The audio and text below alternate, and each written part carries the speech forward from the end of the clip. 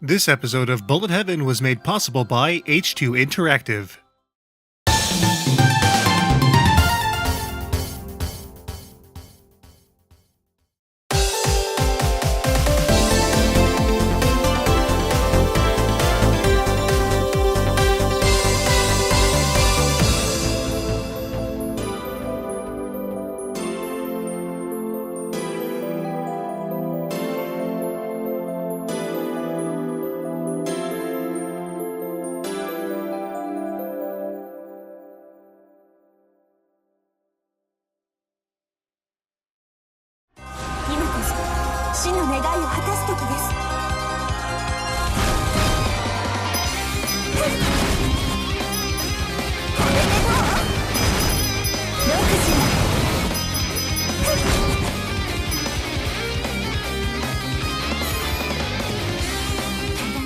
In episode 141 of Bullet Heaven, we took a look at Caladrius, an Xbox 360 vertical shooter by Moss. The North American version of Caladrius had some pretty fun gameplay with a heavy emphasis on fanservice, despite its considerably toned-down imagery. An enhanced version, Caladrius Blaze, was also released to the PlayStation 3, which was a step up in terms of overall content compared to the original. However, a new version of Caladrius Blaze is now available worldwide for the PlayStation 4. How does this version compare to the game we took a look at earlier in Series 7? Let's take a closer look.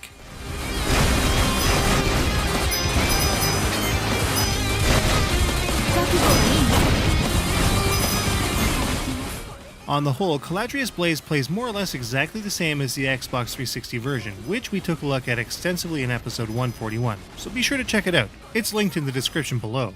Boasting 2 extra modes for a total of 3 styles of play, players also select from a full roster of 8 characters, which include all previously DLC-only characters, which are also unlocked from the start.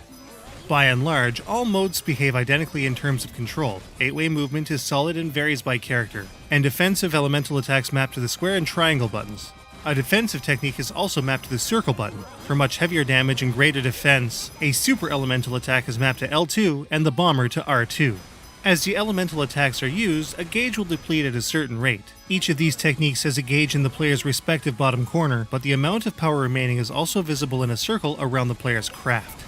These attacks will recharge over time, or by collecting ether towers that can be uncovered by shooting specific area of a given stage.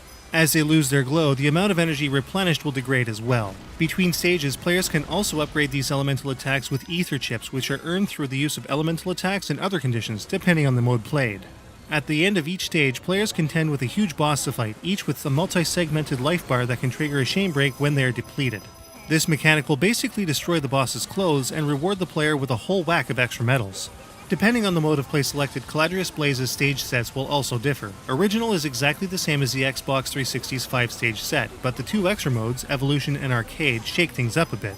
In Evolution mode, players take on a stage set with not only an extra 6th stage, but also 2 additional mission-style stages with special objectives. Meanwhile, Arcade mode, or AC, keeps the mission modes but does not have the 6th extra main stage. These extra stages make things pretty fresh for return players that may have already obtained Caladrius before, with the mission stages adding rewards like extra bombs and ether chips for good performance. There are other differences as well. In Evolution, the super elemental attack that can be triggered when all elemental techniques are at 50% or above is twice as powerful. Meanwhile, in Arcade mode, yet another special elemental overdrive attack called Fusion is triggered in the same manner. Fusion triggers a gauge that steadily depletes over time. Players can use elemental attacks as much as they like while this is happening, allowing for huge amounts of damage or defense once it is engaged. In both cases, though, a cooldown period is required before elemental attacks can be charged and used again. The gauges also refill after losing a life. All of the modes in Caladrius Blaze also take an interesting approach to life extends. Certain enemies and boss parts will yield a small crystal which can be collected as they fall towards the bottom of the screen. They can sometimes be hard to see amidst a hail of medals, but when 9 are collected, a grimoire will appear which, when collected, gives the player an extra life. Unlike most shooters, score is instead used to increase the bomb stock. More on scoring in a bit.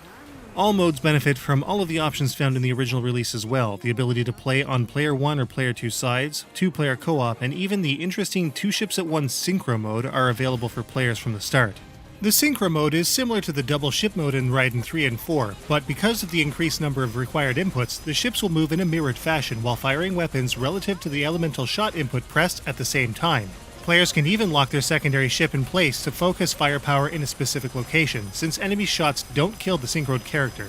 In addition, when both ships are in close proximity, a bullet shield will spin around the two, gaining in speed as the distance between them closes. It's much less mentally taxing than the double mode in the Raiden series and adds a neat twist to the Caladrius gameplay. It also allows for a single player to see how different characters interact with one another without the need for another player. But is it fun? Definitely. Caladrius Blaze plays wonderfully in full 1080p with very little in the way of stutters or slowdown, which only really occurs in extremely super crowded areas, particularly in the extra mission stages. The extra modes and slight tweaks make for a game that offers a mode for many different playstyles, especially with the expanded roster of interesting characters.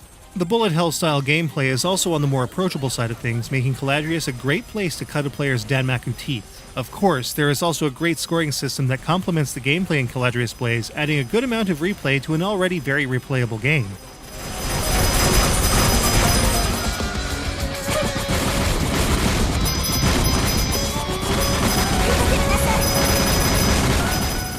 Caladrius Blaze doesn't mess around with a good thing in terms of scoring. Most of the different score methods apply in Evolution and Arcade just as they did in the original game.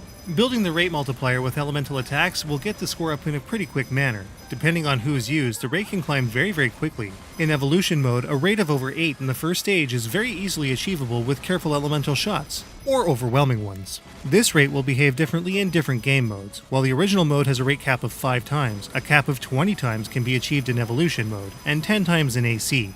In the case of both Evolution and AC, if kills aren't continuously made before the tiny gauge under the rate counter depletes, the rate will slowly drain.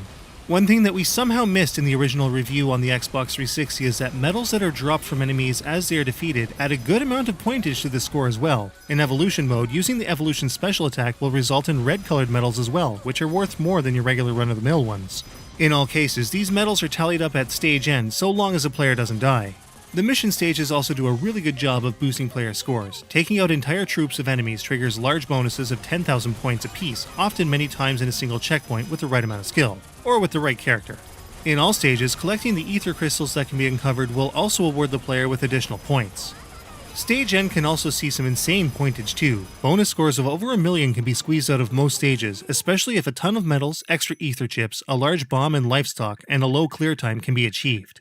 Getting a big score can lead to a fairly quick bomb extend, which is a pretty unique way of going about score extending the game rather than granting an extra life. Of course, players can post their scores to online leaderboards to see how they stack up worldwide, no matter the difficulty or game mode. Of course, if a player continues, this score is forfeit, but for those who play competitively, they have a lot of ways to get their scores way up in a very fun way.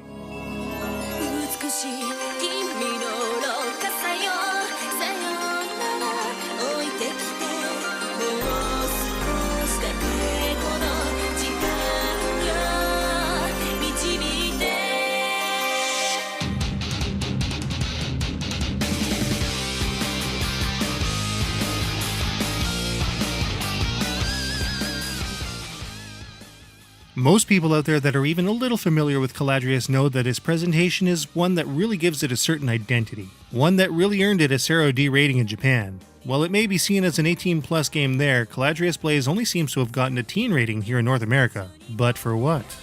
As players get hit and lose lives from their stock, their chosen characters will have their clothes blasted off more and more. Enemy characters will have theirs blown away as well, while being shame broken as their segmented life bars are depleted. In the Western release of the Xbox 360 version of Caladrius, many of these portraits had been toned down. Lilith, for example, was considerably more covered up, as evidenced by the PlayStation 4 version's pink-striped pantsuit. Kind of unexpected from the embodiment of hatred itself. A number of special portraits of boss characters in tattered clothes can also be unlocked via a no-miss of the stage in question in Evolution mode, while other less explicit images display between stages in AC. All of these portraits and images can be viewed in a gallery mode as they're unlocked. Of course, for players that are more sensitive or offended by this feature, options exist for no clothing damage or no portraits at all. That said, given that the character design is headed up by Suzuhito Yasuda, who, as we stated in episode 141, was also the character designer for games like Shin Megami Tensei Devil Survivor and manga such as Durarara, the portraits definitely stand out even when characters are fully clothed, and that's always a good thing. Beyond this, Caladrius Blaze's Western release still has all of the dialogue that was found in the original releases, though some lines suffer from unfortunate errors. When you consider that H2 is a Korean company translating Japanese to English, though, this should probably be overlooked given that the vast majority of the text is properly constructed and cohesively applied to the story. The good news is that the voiceovers that were removed from the Xbox 360 version have been restored and sound pretty good. They're in Japanese, but with the English text, that's a non-issue. There's also a comprehensive database of all of the characters and enemies in the game as well, with a detailed synopsis of the characters themselves, as well as their ships and boss weapons. As was the case before, the actual visuals in Caladrius are clear and crisp. The shots seem to have a better visibility than the Xbox 360 version we played, and certain elements in Evolution and AC, like the Grimoire crystals, are a much more visible orange rather than purple. It lacks a kind of next-gen shine in terms of polygon count, lighting, and texturing, but it's also got a rock-solid frame rate as a result. The OST is just as good as well, with the added tracks in Evolution and AC working brilliantly, and perhaps coming off as even better and less cliched than the original tracks. It's a very loud game though, so sound balancing will likely need to be done to tone down the volume. As always, trophy support rounds out the extra features of Caladrius Blaze with some decently challenging awards for hardcore players. Caladrius Blaze offers so much more content than the original that players who have been curious about the first release this whole time should really just disregard it and dive headlong into the PS4 version if they can instead. But how does it stack up? Let's take a look.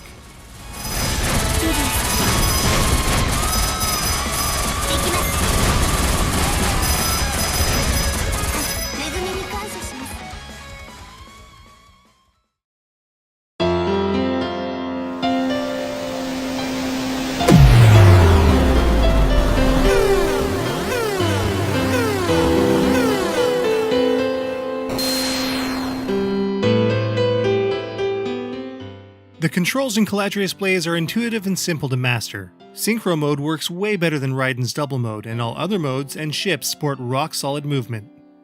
Caladrius Blaze's difficulty is much more approachable than Cave's offering when it comes to Danmaku, but the challenge can be ratcheted way up as well, you know, for the masochists. Shots are also more visible, most likely due to a higher resolution.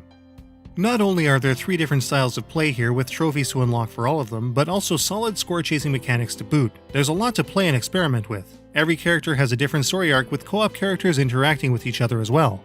It may lack the kind of visuals you'd expect to see on the PlayStation 4, and the texturing leaves a bit to be desired, but Caladrius Blaze's overall solid frame rate is all the better for it. The character design from Susuhito Yasuda once again stands out from the crowd. The sound in Caladrius Blaze is a step above the Western Xbox 360 version with restored VO, extra music tracks, and the same great bass OST and effects from the base game. Caladrius Blaze's extra modes add neat, subtle twists to the base Caladrius formula. The subtle scoring changes for each mode also works extremely well in addition to the solid, fun gameplay. In addition to being a fairly approachable vertical Danmaku game, neat takes on extends also really separate it from anything else on PS4 to date. Not surprisingly, Caladrius Blaze is a great game that, when added to other fantastic titles like Resogun, Galax Z, Score Rush Extended, and Darius Burst CS, makes the PlayStation 4 perhaps even more viable than the Xbox One as the go-to next-generation shooting console of choice. Its bevy of extras from the vanilla version make it a no-brainer, and its much lower price than the Japanese version, with nothing really lost to censorship, gives it the best value. Caladrius Blaze gets a 4.5 out of 5. You can get a copy of Caladrius Blaze on the PlayStation Network store for about $30 US. An Asia region physical release featuring English subs is also available from H2 Interactive for just $34 US. No matter the method, it's a guaranteed great time for Shmup fans with a PlayStation 4.